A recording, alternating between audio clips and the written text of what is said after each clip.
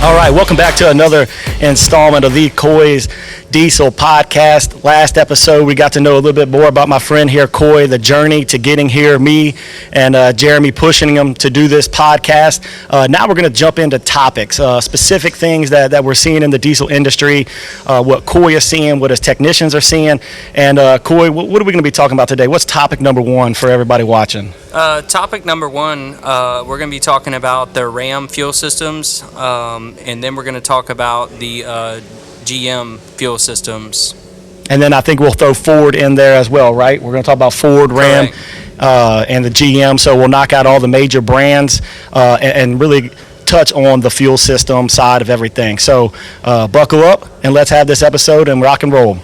Issues are going to be around the fuel systems, some of the problems that's going on, some of the things that he's seeing, and hopefully everybody kind of gains some knowledge and understands A, why he's the best, but B, if you can't bring your truck to Coy, what can you ask of the technician that's close to you?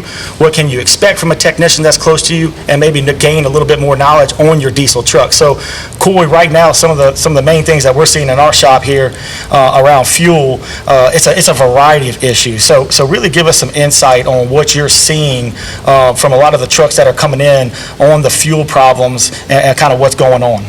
Well, basically what we're seeing, the general complaint we get is, a customer calls, said I'm driving down the road, truck shuts off or fuel filter light comes on. So we almost always know that we have a fuel problem there when we get that complaint. But when the truck comes in, we diagnose it. What we're finding a lot of on these newer trucks, and when I say newer, I'm saying Ford's 2011 to present, and then GM 11 to 16, and then some of the Rams 19 to 21. We're seeing an issue with the injection pumps. It's called a CP4.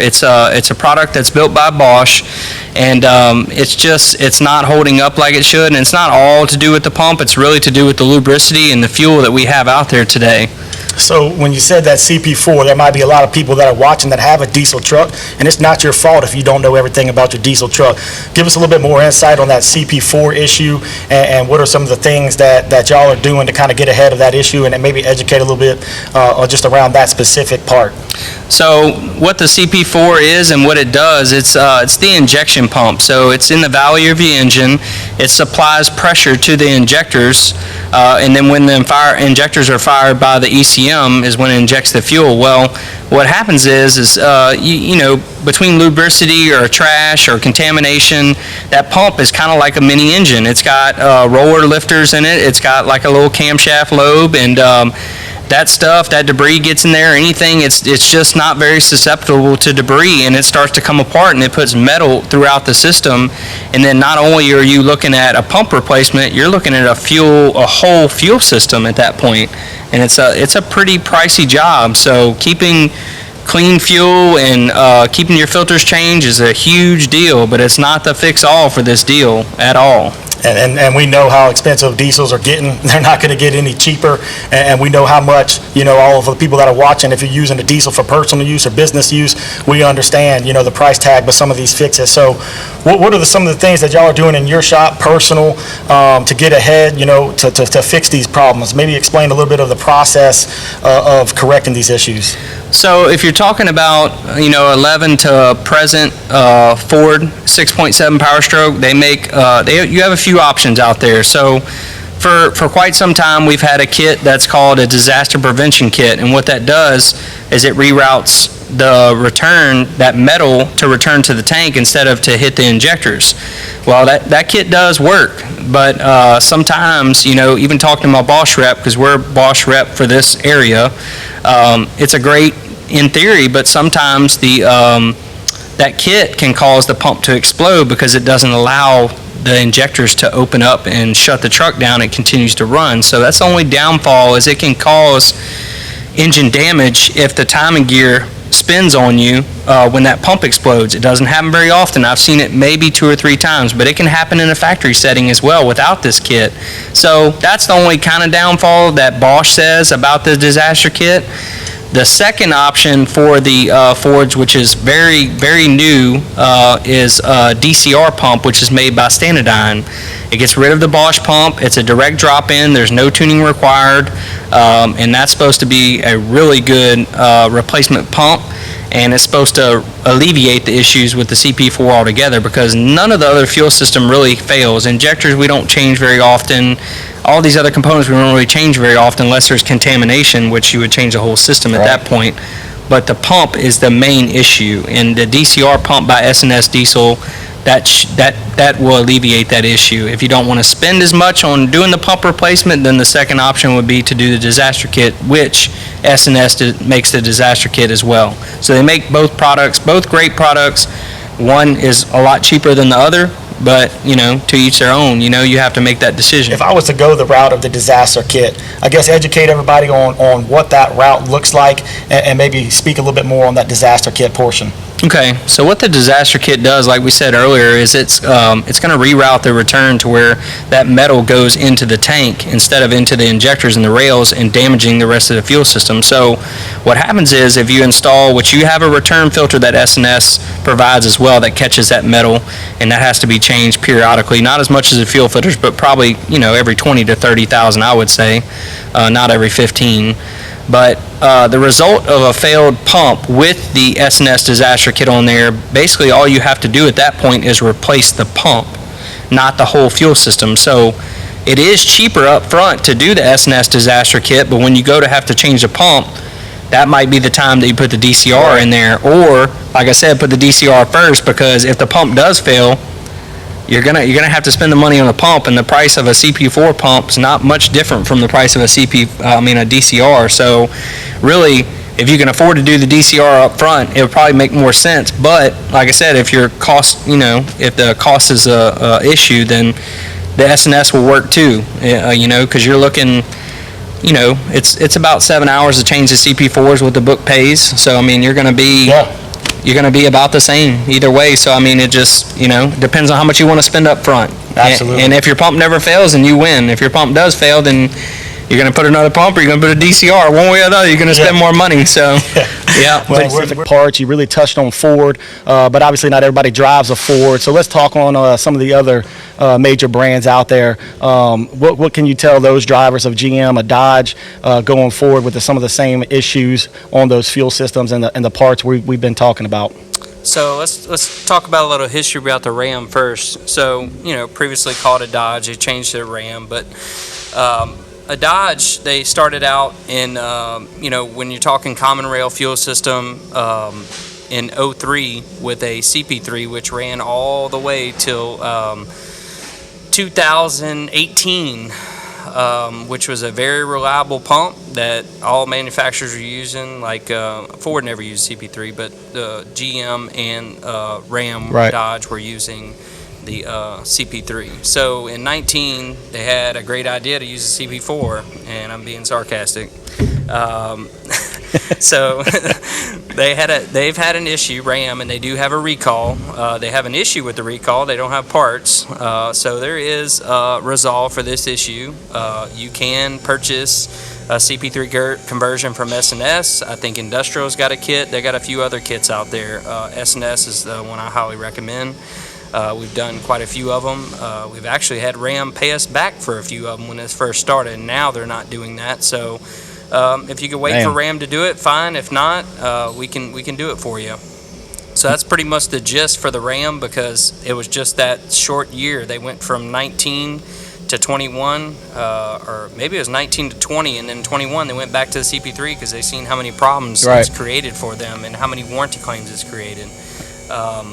So kind of same thing GM did. So we'll touch on GM. So just like Dodge, GM had the CP3 pump in the Duramax platform from 01 all the way to 2010. And then in 2011, when they introduced the LML, they started using the CP4, the Bosch pump that gives all the problems. So there was a resolve for this. You can convert back to the CP3 with a kit from Fleece, or multiple other people have it. We use Fleece. Great product, and it solves the issue, because we really don't have a lot of issues with the injectors, just like the Fords. It's really when the pump starts to come apart, puts metal in the system, damages the injector, we'll see those failures. So they do make a kit. You can resolve the issue. Obviously, just like the Ford, it's cheaper to get rid of that CP4 before you have the failure, because once you have the failure, you got to replace everything. If you can get it into us and do the CP3, it'll save you a lot of money. It's about less than half the cost. Another thing to consider too is the downtime and all that stuff. You're going to save the downtime. You're going to save a lot of money. Yeah. A lot of money. And then it's emissions friendly. It's 50 state legal, no tuning required. Put it in there, you won't know the difference. The only difference you'll notice is you're not going to need a fuel system no time soon. And what are some of those steps before it gets to you in the shop?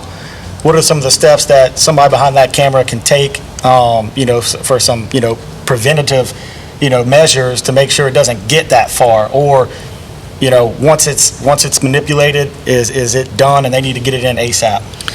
Well, once it happens, there's not much you could do. The Right. damage is done, the metal's through the system. But what you could do preventative, biofuel additives, there's a ton of them out there. I won't tell you any one's better than the other, but we have a couple that we use, So you can use fuel additives. That helps add lubricity to the diesel. Obviously, that's going to help lubricate that pump and those rollers and those things. Obviously, changing your fuel filters, if you can keep trash out of the fuel and keep those filters nice and clean, then that's going to help that pump life as well. Another big thing we see a lot of that people don't realize is, people will go to these mom and pop fuel stations with gravel on the ground and you got water sitting in here. Well, guess what? If there's water sitting everywhere, more than likely there's water in those tanks. So I wouldn't suggest buying fuel at a station where you don't think a lot of fuel is moving. The best thing to do when you're on the road is find a truck stop, because they're selling a ton of fuel and they're going to have good fuel. And if they don't, they could probably afford to fix it. The place you buy it from probably isn't going to have the right insurance or something to that nature, So I would stick to big name stores that move a lot of fuel, and that's about the best advice I can give on the fuel side of it, And that brings me to a great point, because if somebody's out there, they have a fleet of diesel, can they bring their fuel in to a local diesel shop, get it checked? What are some of the things that they can do on their end to make sure they are getting right fuel and putting the right fuel into their trucks? Well, there is ways to test diesel for sure. You can do that. The problem with it is I can test your diesel today and then they can go pick up a bad batch tomorrow. So no way to do that besides just draining your water separator that all these trucks have. They have a water separator. It should be drained. If it was my personal truck, I'd be draining it at least probably once every 2 weeks at least. Depending on how much you drive. If you don't put many miles, if you're only putting 12,000 miles a year, then, at least once a month I would do it just for good measure, and then fuel filters on every model, we recommend 15,000 miles to change the filters. Some people try to stretch that out, but that's not a good idea. Filters is cheap, fuel systems are expensive. Absolutely. About the fuel issues, we talked about some of the things that you can fix is, the insurance side, where you can really, link up with somebody like Coy or somebody on the diesel side and understand the insurance. Why don't you educate us on, how you can play the insurance to maybe help you offset some of the costs or even get it paid for in total? So in some instances, depending on the type of failure, some of your insurance companies will pay, even if there is no contamination. Almost in every case, if you have comprehensive insurance and you come into my shop, you have water or contamination or whatever, when I say contamination, I don't mean metal, because metal comes from the pump. I mean, you put something in your tank, DEF fluid, you put something in your tank that wasn't supposed to be there, whether it was your fault or at the pump, or you put gas in it, whatever. Some insurance companies cover it, some of them don't. So I can't tell you which ones cover it and which ones do. A lot of them are changing their policies because of all the stuff that's happening out there, because a lot of people, believe it or not, we get probably 5 or 10 a month that have DEF in the tank, and it's a mistake. And some of the companies are covering it, some of them aren't, and you don't know till you call. Right. And that's the bad part. So if you want to know for sure if they cover contamination, you making a mistake, you need to make a phone call and make sure, because some of them out there are covering it and some of them out there are not. And what would you need? Obviously, you can't guarantee what insurance companies do, but if your insurance carrier is potentially one that does cover it, is there something they need from you? Do they need to get paperwork from you that proves it in? What are some of the checklist things that you know right off the top of your head that they're going to need to make that claim? Well, let's start over. Okay. I'll tell you what happens a lot. People will call up here and they will say, well, my truck shut down. Well, I thought I had bad diesel. I pumped it all out. I put new diesel in. I changed the filters. I said, wait a minute. Why would you do that? You just got rid of all the evidence. I was like, if we're going to claim this through insurance, well, I'm not going to be able to prove anything. You've gotten rid of all of it, and now your truck's still broke. Right. Because you fixed the cause, you didn't fix the effect. So now I'm like, I don't know what you want me to do, but that's the gist of the story is, when something happens like that and you think it's going to be contamination, or you think you got bad fuel, or you think you got gas, don't get rid of it. Tow it to a shop, tow it to me, tow it to whoever you deal with, and get them to take a sample, and then you make an estimate for what you think it needs to be fixed. Now, I will tell you, 9 times out of 10, if it's gas or anything like that, or you got a little bit of water, the insurance company is going to want you to pump that out first, no matter how bad the truck's running. We all know, or I'll tell you, diesel injectors do not like water, and they do not like gas. Water doesn't compress, and gas doesn't have any lubricity. So whether or not they pay to do a whole fuel system based on those two things, your injector still took a hit for sure. So, and what I'm getting at is, most of the time when they come in, the first thing they make us do is drop the tank, clean it out, and then do the filters and run the truck and see how it ends up. And most of the time it's okay, but the bad part about that is, even if it's running good, the injectors got hurt. So that's the only thing that kind of sucks about that. But in some instances, we'll pump it out, and the truck will still run rough or run bad. Then we know it's hurt, like really hurt, and then we can get the next step because there's damage. That's right. So it's just a case-by-case situation. Some people get lucky and some people don't, and it really depends on the adjuster, and it depends on quite a few factors. But the main thing is, do not get rid of the evidence. Bring it in like it is, and let us do our due diligence and try and get it approved for you. Absolutely. And the biggest thing with this episode here was to really just inform and educate, and we hoped you guys and gals learned a lot from just understanding, pay attention, stay attention to detail.